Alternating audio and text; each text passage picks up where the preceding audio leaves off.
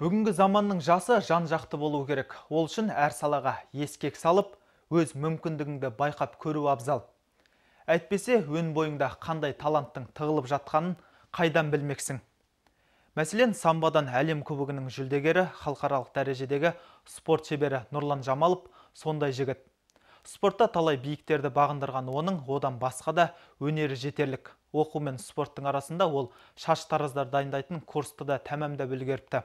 Ал негізгі хоббиі қолдан торт пісіру екен.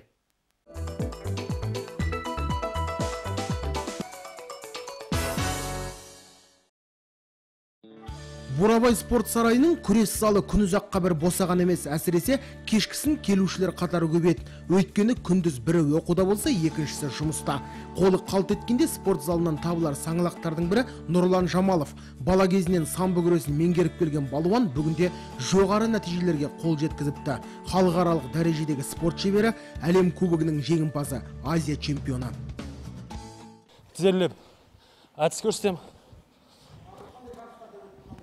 Бұл мен әлем чемпионатында қола жүлде үшін күрескенде осы әдісті қолдап, осы әдіспен грузин палуанын жеңіске жеткем.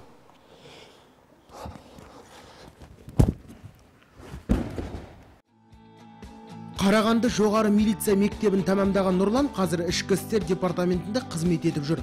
Самбо күресінен кәсіби түрде айналысады. Осыған дейін Ташкент, Мәскеу, Түркия мен Германия татамилерінде өнер көрсеткен. Талай дүлдүлдердің жамбасын жерге тигізді. Мен самбо күресімен 14 жылдан бері айналысып жүрем. Оған бас себеп болған өзім туған бауырым. Ол өзі бірінші күреске келді, сосын мені тарта келді күреске. 4-ші класста айналсам.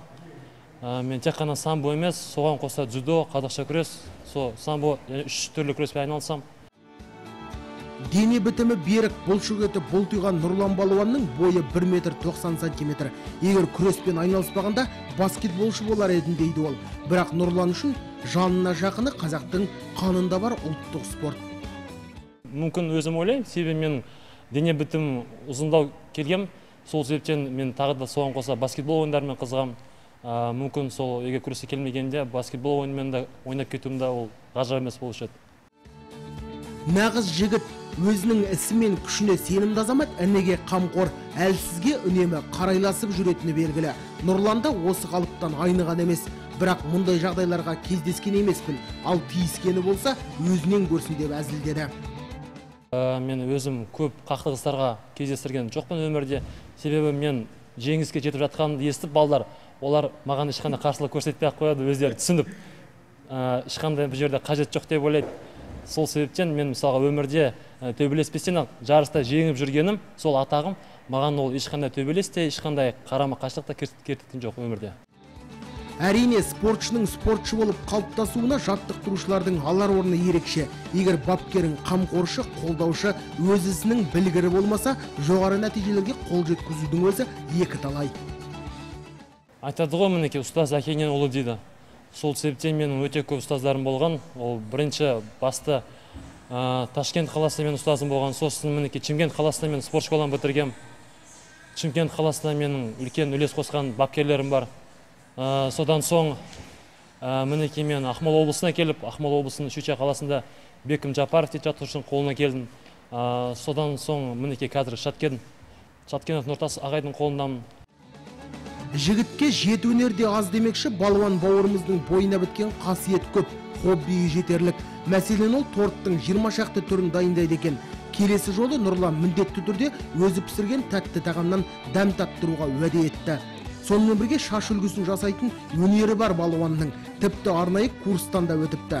8 қырлы бір сырлы жігіт кездескенімізде әудемейтін қазақ жоқ деп қолына қара домбырасын алып күйде тартып берді. Айтады ғой, жігітке жетпіс өнер аз дейді. Сол сәттен пайдаланып, мінеки өзіміздің ұлттық аспабымыз домбырамызға күйін орындап берейін деп жатырмын. Себебі жігіт деген ол жан-жақты 8 қырлы бір сырлы болу керек. Сол сәттен міне би күйімді тыңдаңыздар.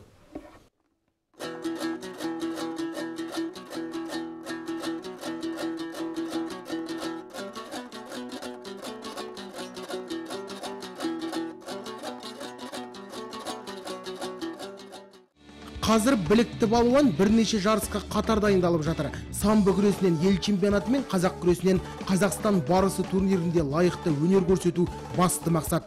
Жолың болсын, Нұрлан балуан. Арнайы апта үшін Берік Қайдарұлы, Виктор Полянный.